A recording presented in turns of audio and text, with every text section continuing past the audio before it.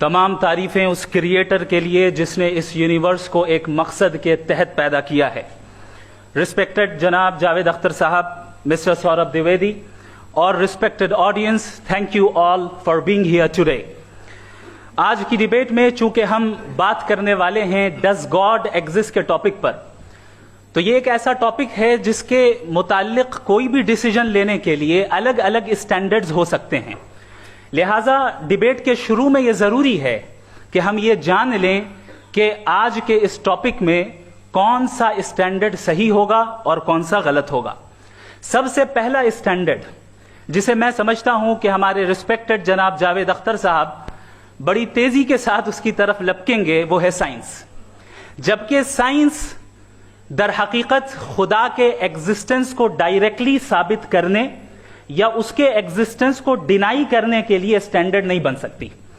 اور اس کی وجہ کیا ہے یہ میں نہیں کہہ رہا, یہ وہ لوگ کہہ رہے ہیں جو سائنس کے ایکسپرٹس ہیں. نیشنل اکیڈمی آف سائنس کہتی ہے science doesn't have the processes to prove or disprove the existence of God. Why? کیونکہ سائنس کا تعلق ایمپیریکل ایویڈنس سے ہے, اور ایمپیریکل ایویڈنسز کا تعلق ہمارے نیچرل اور فزیکل ورلڈ سے ہے, جبکہ گاڈ نان فزیکل اور سپر نیچرل ریالٹی ہے. لہذا نان فزیکل ریالٹی کو آپ اس ٹول کے ساتھ نہیں چیک کر سکتے جس کا کام فزیکل ریالٹی کو تلاش کرنا ہے. لہذا آج اس ڈیبیٹ میں گاڈ کی ایگزسٹنس کو ثابت کرنے یا اسے ڈینائی کرنے میں سائنٹیفک ایویڈنس کو ایکسپٹ نہیں کیا جائے گا. دوسرا اسٹینڈرڈ ہو سکتا ہے ریویلیشن, کہ ریویلیشن کے ذریعے ہم یہ ثابت کریں کہ گاڈ ایگزسٹ کرتا ہے یا نہیں. لیکن یہ اسٹینڈرڈ بھی آج ارریلیونٹ ہے. کیوں؟ کیونکہ ریویلیشن میرے نزدیک سورس آف نالج ہے, ویلڈ سورس آف نالج ہے, لیکن ہمارے جاوید اختر صاحب کے نزدیک یہ ویلڈ سورس آف نالج نہیں ہے. لہٰذا آج کی ڈیبیٹ میں ایک بھی ایویڈنس کسی بھی مذہبی اسکرپچر سے نہیں دوں گا تاکہ جاوید اختر صاحب کے لیے وہ ان ایکسپٹیبل نہ ہو. تیسرا جو معیار ہو سکتا ہے وہ ہے آبزرویشن, کہ بھائی کوئی کہے کہ ہمیں خدا دکھاؤ, اگر ہے تو دکھاؤ, یا یہ کہ خدا کے ایگزسٹنس پر ایمپیریکل ایویڈنس دو. تو یہ ہے در حقیقت غلط ٹول کا استعمال کرنا. یہ ایسا ہی ہے کہ جاوید صاحب مجھ سے یہ مطالبہ کریں کہ مفتی صاحب آپ میٹل ڈیٹیکٹر کے ذریعے پلاسٹک ڈیٹیکٹ کر کے دکھائیں. اب چونکہ پلاسٹک ڈیٹیکٹ نہیں ہو پا رہی ہے لہٰذا plastic does not exist. No, you are using the wrong tool. اس ٹول سے پلاسٹک کو ڈیٹیکٹ نہیں کیا جاتا. لہٰذا میں سمجھتا ہوں کہ گاڈ کے ایگزسٹنس پر ایمپیریکل ایویڈنس کا مطالبہ کرنا ایک بچکانہ مطالبہ ہے, اور ہمارے ریسپیکٹڈ جناب جاوید اختر صاحب اس اسٹیج سے اب بہت آگے نکل چکے ہیں. اب بچتا ہے ایک ہی اسٹینڈرڈ, اور وہ اسٹینڈرڈ ہے عقل, لاجک, ریزننگ. اور یہی وہ اسٹینڈرڈ ہے جس کے تحت گاڈ کی ایگزسٹنس کو ثابت کیا جائے گا یا گاڈ کی ایگزسٹنس کو ڈینائی کیا جائے گا. لیکن چونکہ یہ بہت امپورٹنٹ اور سینسٹیو ٹاپک ہے, اس لیے لاجیکل آرگیومنٹ بھی ایسا ہونا چاہیے جو ڈیفینیٹو ہو, انڈیفینیٹو نہ ہو, جو 2 اور 2 4 کی طرح بالکل واضح ہو, جسے لاجیکلی ریجیکٹ کرنا پاسبل نہیں ہو. فار ایگزامپل ہم کہیں ہمارے ریسپیکٹڈ مسٹر سوربھ صاحب یہ ایک انسان ہے اور تمام انسان کانشیس بینگ ہے, لہذا نتیجہ کیا نکلا, ہمارے سوربھ صاحب بھی کانشیس بینگ ہے. کیا یہ انڈیفینٹ آرگیومنٹ ہے یا ڈیفینٹ آرگیومنٹ ہے؟ یہ ڈیفینٹ آرگیومنٹ ہے. یہ 2 اور 2 کی طرح واضح ہے, اس میں کسی طرح جو ہے لاجیکلی اس کو ریجیکٹ نہیں کیا جا سکتا. تو اگر آج ہمارے جاوید اختر صاحب ایسی کوئی عقلی دلیل اور لاجیکل ایویڈنس دیں خدا کے نہ ہونے پر جو ڈیفینٹ بھی ہو, تو میں یہ اعلان کرتا ہوں کہ یقیناً میں اس ایویڈنس کو قبول کروں گا اور اس پر غور کروں گا. لیکن ساتھ میں یہ بھی اعلان کر دیتا ہوں پریڈکشن کے طور پر کہ ایسا کوئی ڈیفینٹ آرگیومنٹ کوئی نہیں پیش کر سکتا. دلیل ہم دیں گے اور ڈیفینیٹو دلیل دیں گے, لاجیکل دلیل دیں گے, ایسی دلیل دیں گے جو انٹائر ایتھیسٹک ورلڈ اسے ریفیوٹ نہیں کر سکتی. چلیں اب ہم ایک ایگزامپل سوچتے ہیں, ایک سینیریو, سمپل سینیریو. تمام آڈینس سے گزارش ہے, ہم اور آپ ایک آئسولیٹڈ آئیلینڈ پر ہیں, ایسا آئیلینڈ جہاں پہ ہم سے پہلے کوئی کبھی نہیں گیا. چلتے چلتے آپ کے سامنے اچانک آپ نے دیکھا ایک پنک کلر کی بال پڑی ہوئی ہے.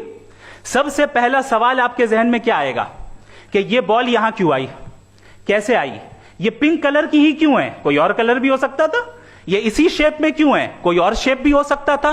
नेचुरली आप इस तरफ पहुंचेंगे कि कोई ना कोई है जिसने इन स्पेसिफिक प्रॉपर्टीज के साथ इस बॉल को बनाया है और यहां पे रखा है।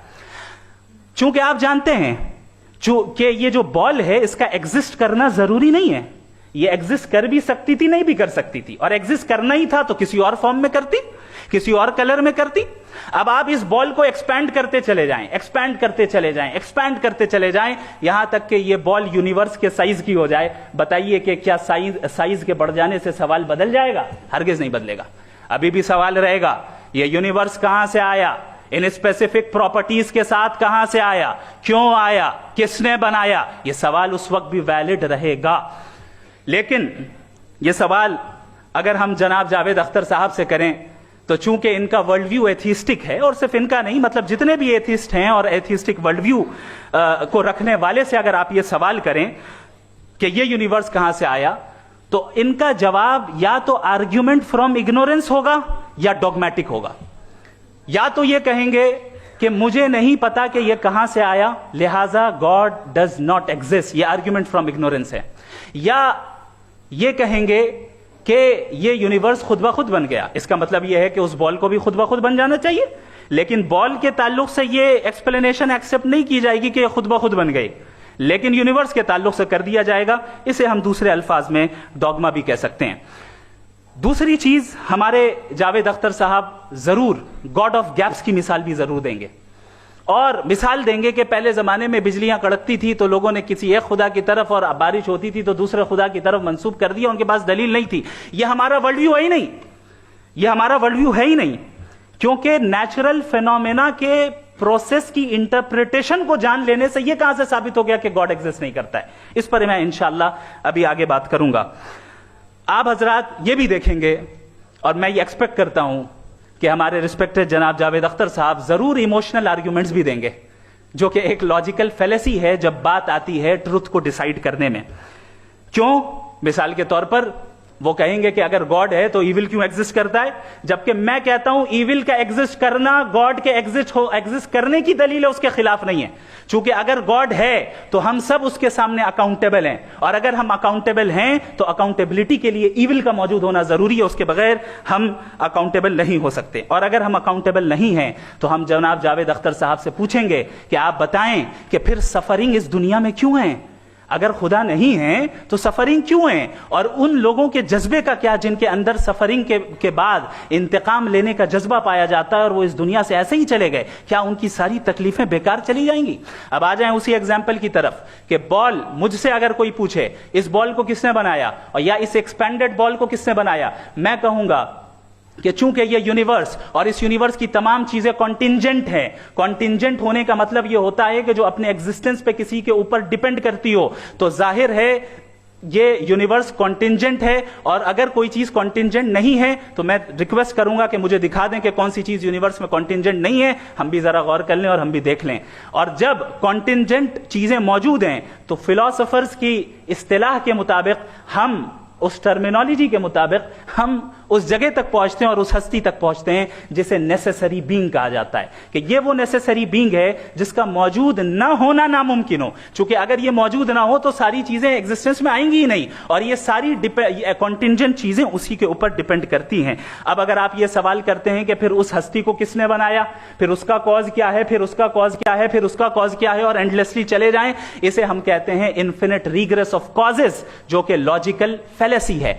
कॉन्सेप्चुअली इन्फिनिटी पॉसिबल है। मिसाल के तौर पे न्यूमेरिकल्स 1 2 3 गिनते चले जाएं, इन्फिनिट नंबर्स हैं। मैं कॉन्सेप्चुअली बात नहीं कर रहा, प्रैक्टिकली रियलिटी में साबित करके दिखाएं कि infinite regress of causes possible है या नहीं। अगर पॉसिबल है तो हम मान लेंगे, मिसाल दे दें, और पॉसिबल नहीं है तो एक ही ऑप्शन बचता है जिसे हम कहते हैं नेसेसरी बीइंग। ऐसी नेसेसरी बीइंग जो इंडिपेंडेंट है, क्योंकि अगर वो डिपेंडेंट हुई तो वो नेसेसरी नहीं रहेगी। ऐसी इंडिपेंडेंट बीइंग जो इटर्नल है, अगर वो इटर्नल नहीं होगी, उसकी बिगिनिंग होगी तो वो खुद कॉन्टिंजेंट है। ऐसी बीइंग जो पावरफुल है, क्योंकि कॉन्टिंजेंट को एक्चुअलाइज करने के लिए पावर चाहिए। ऐसी बीइंग जो इंटेलिजेंट है और नॉलेजेबल है, क्योंकि ये यूनिवर्स स्पेसिफिक फॉर्म और स्पेसिफिक लॉज ऑफ नेचर के तहत प्रिसाइजली चल रहा है। Thank you. تھینک یو مفتی صاحب. میں ان دلیلوں کے بعد جاوید اختر صاحب سے گزارش کروں گا, آپ بیٹھ کے بولنا چاہیں گے یا وہاں؟ جی.